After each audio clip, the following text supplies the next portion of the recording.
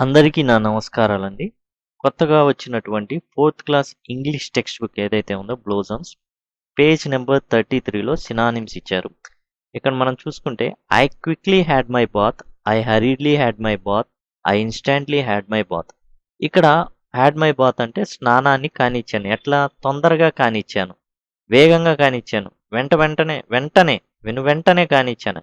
ఈ మూడిటికి కూడా అర్థం ఒకటే. ఇట్లాంటి క్విక్లీ, హరిడ్లీ, ఇన్‌స్టాంట్‌లీ పదాలనే సినానిమ్స్ అంటారు. అంటే సమానార్థాలు అని అర్థం అన్నమాట. అలాంటి సమానార్థాలను కొన్నిటిని ఈ యొక్క పేజీలో ఇవ్వడం జరిగింది. వండర్‌ఫుల్ అంటే అద్భుతమైన అని, అడ్మైరబుల్, అమేజింగ్ అండ్ అస్టానిషింగ్ అన్న ఒకటే. వెకేషన్ అంటే సెలవులు అని, బ్రేక్, హాలిడే అన్న సెలవు అనే అర్థం.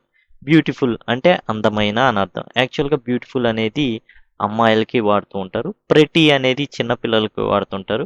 గుడ్ లుకింగ్ అనేది జనరల్‌గా ఎవరికైనా వాడుతుంటారు. చార్మింగ్ అమ్మాయిలకి ఎక్కువగా చార్మింగ్ అనేసి వాడుతూ ఉంటారు. మొత్తానికి అందమైన అనే అర్థం. మెమరీ అంటే జ్ఞాపక శక్తి అని అర్థం. మైండ్, రీకలెక్షన్, రిమెంబరెన్స్ ఒకే రకమైన అర్థాన్ని ఇస్తాయి. కోట్ యాడ్ అంటే లాన్, పేషియో, యాడ్ ఇవి అన్నమాట. యాడ్ అని అంటుంటాం కదా, అవి అన్నమాట. కోట్ యాడ్, లాన్ ఈ జనరల్‌గా వాడే పదాలే. లాను అనేది వాడుతూ ఉంటాం. తెలుగులో కూడా లాన్ అనేది వచ్చేసింది.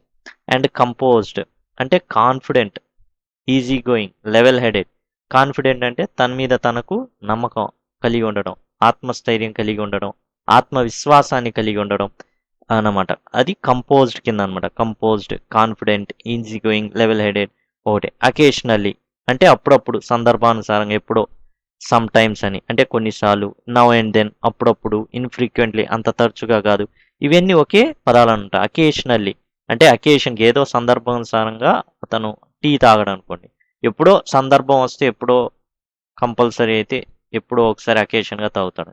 ఇంట్రెస్టింగ్ అంటే ఆసక్తికరమైన, అల్యూరింగ్, అమ్యూజింగ్, అట్రాక్టివ్ అనేవి సమానార్థాలు అనమాట. ఇక్కడ మనకు చూసుకుంటే ఒక యాక్టివిటీ ఇవ్వడం జరిగిందండి. ఇక్కడ Horsley Hills is a well known tourist spot in Andhra Pradesh. Same అట్లానే Horsley Hills is a tourist spot in Andhra Pradesh dash అన్నారు. వెల్ నోన్ అన్న, ఫేమస్ అన్న ఒకటే అనమాట. జస్ట్ ఇట్లా ఇచ్చేసి ఖాళీ ఇచ్చేసి ఫిల్ చేయమన్నారు. అందులో మనం చూస్తున్నాం వెల్ నోన్ అన్న, ఫేమస్ అన్న ఒకటే. వెల్ నోన్ బదులు మనం ఫేమస్ అనేది పెట్టడం జరిగింది. ఆ తర్వాత it is also called Ooty of Andhra Pradesh. ఈ హార్స్లీ హిల్స్ని ఆంధ్ర ఊటీగా పిలుస్తారు. We feel A cool breeze and enjoy looking at the heavy bushes. అంటే పొదలు ఉంటాయండి, దట్టమైన పొదలు ఉంటాయి అని అర్థం. దట్టమైన పొదలు అని అర్థడానికి డెన్స్ బుషెస్ అని కూడా వాడచ్చు. డెన్స్ అంటే దట్టమైన, హెవీ అన్నారు. ఇక్కడ మనం ఏంటంటే హెవీ తీసేసి డెన్స్ని ఉపయోగించడం జరిగింది. ఆ తర్వాత we see a good looking scenery and high mountains there.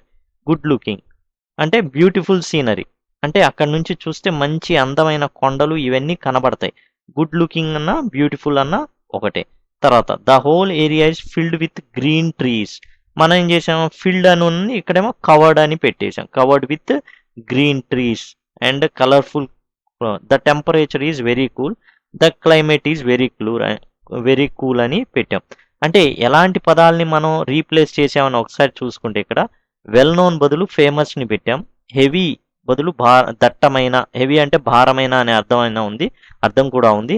Heavy బదులు డెన్స్ అంటే దట్టమైన అని అర్థం. దట్టమైన పొదలు, కీకారణ్యం, దట్టమైన పొదలు ఉన్నాయి, చెట్లు ఉన్నాయి అని వాడుతుంటాం.